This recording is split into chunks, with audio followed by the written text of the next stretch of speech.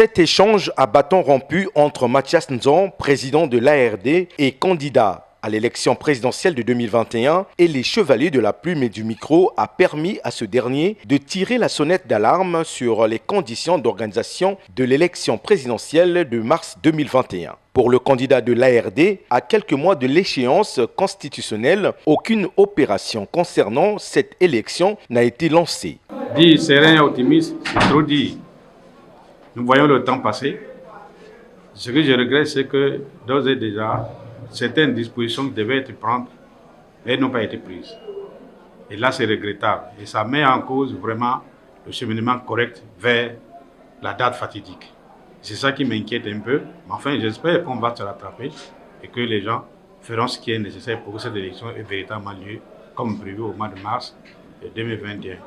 Mathias Nzon est aussi revenu sur les désaccords de la concertation politique de Madingou, la nomination du président de l'ASCI. La concertation de Madingou n'avait pas pour objet réellement d'aller discuter les conditions électorales. C'était pour avoir un éventuel rallongement du mandat présidentiel.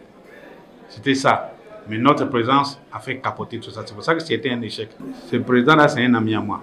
La première fois quand il avait été nommé président de la commission électorale, je l'ai appelé pour lui déconseiller. Il dit non, pas toi.